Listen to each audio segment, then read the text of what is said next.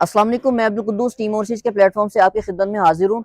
बहरिया sky की construction updates आपको देते रहते हैं और टेक्निकल हवाले से लास्ट टाइम हम लोगों ने जो है एहसन साहब से डिस्कस किया था, पीसीसी और वाटर प्रूफिंग की बात की थी। आगे हम पूछते हैं इससे नेक्स्ट स्टेज क्या है। अस्सलाम वालेकुम एहसन साहब, कैसे हैं आप?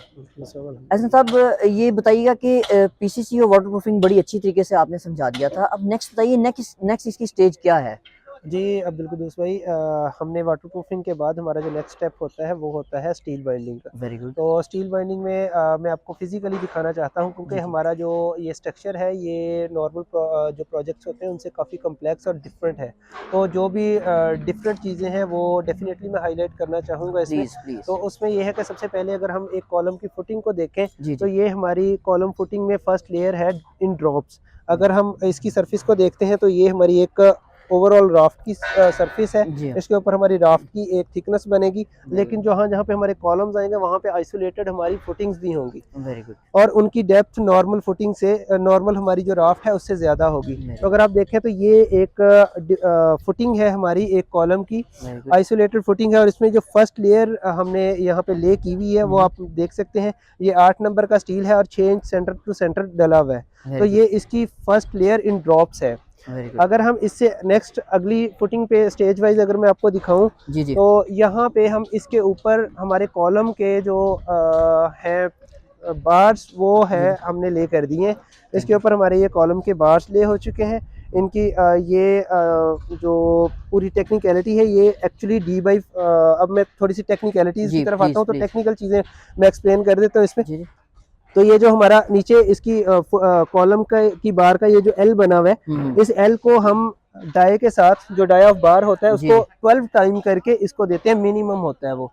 तो वेरी हमने गुड। यहाँ पे इसको 18 टाइम किया है, 18 टाइम करके इसको हमने दिया है। तो ये हमारा 10 नंबर का स्टील यूज़ हो रहा है यहाँ पे। Very good. इससे आगे जो है अगर हम देखें तो ये हमारा स्टील जो है ये अब फुटिंग से आगे हमारा राफ्ट का मेन स्टील शुरू हो जाएगा। Very good. तो अब अगर आप देखें यहाँ पे तो ये अंडर प्रोसेस है अभी, लेकिन जी जी। इसमें मैं क्योंकि स्टेजेस ऐसी हैं जो मैं एक्सप्लेन करना चाहता हूँ। प्लीज तो प्लीज। अगर आप इसमें देखें तो ये अब हमारा राफ्ट का बॉटम स्टील है। ओके। ये जो आपको नज़र आ रहा है, वेरी ये गुड। अगर हमारे कैमरामैन इसको हाईलाइट करके दिखाएं तो ये वाला जो है ये राफ्ट का हमारा स्टील है जो कि मोनोलिथिक पूरी राफ्ट पे चलेगा बॉटम पे। वेरी और गुड। ये इन्हीं एरियाज में से होके गुजरेगा।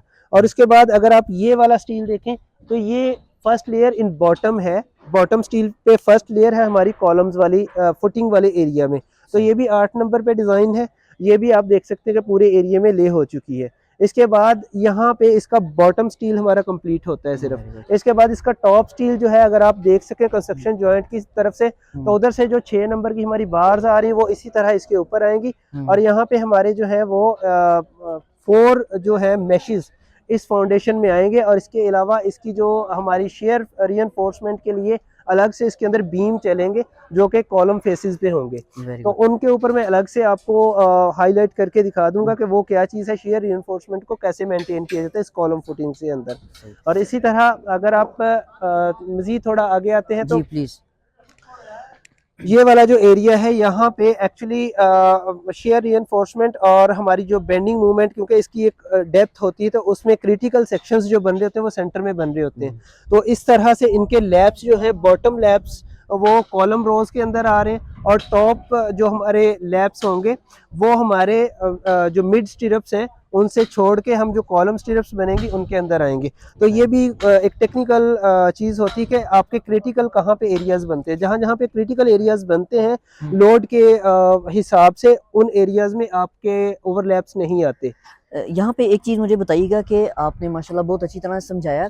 ये जितनी चीज़ें आप बता रहे हैं इसी तरह देखें, आपने तो इसको चेक कर लिया है। जी बहरिया के इंजीनियर्स भी आके इसको अप्रूव करते हैं, इसको पास करते हैं इस इस स्टेप जी में। बिल्कुल ऐसे ही है। अब इन्हीं स्टेजेस पे डेली बेसिस पे हम इनको चेक कर रहे होते हैं। और किसी भी जैसे ये एक छोटी सी जी चीज़ है ओवरलैप जिसका लोग बॉदर ही नहीं करते, जी। लेकिन यहाँ पे अगर आप देखेंगे तो ये मिड स्टिरअप में चल रहा है। ये बॉटम क्रिटिकल नहीं होती, यहाँ पे सही। मिड स्टिरअप में चल रहा है ये पूरा बार। सही। वो भी देखेंगे आप मिड स्टिरअप में चल रहा है। जब हम टॉप पे आएंगे तो यही लैप्स जो होंगे ये कॉलम स्टिरअप में आ जाएंगे। जैसे ये कॉलम चल रहे हैं इन्हीं एरियाज में आ जाएंगे। तो ये एक बहुत ही नॉर्मल सी चीज़ है, बहुत छोटी सी लेकिन चीज़ है उसका भी ख्याल रखा गया। यहाँ पे वो ख्याल रखा बिल्कुल। गया। ये और टीम ये हम ओवरसीज की रख रहे हिस्ट्री हैं, है। बिल्कुल हम रख रहे हैं। इसके बाद जिन्होंने इसको डिज़ाइन किया है वो आएंगे, वो अलग से इसको चेक करेंगे, उसके बाद फिर बहरिया वाले आएंगे वो चेक करेंगे। तो ये काफ़ी सारी स्टेजेस पे ये प्रोसेस होके आगे निकलेगा। और जैसा कि हमारे व्यूअर्स भी जानते हैं कि टीम ओवरसीज की हिस्ट्री है कि किसी चीज़ को हिडन नहीं रखा जाता।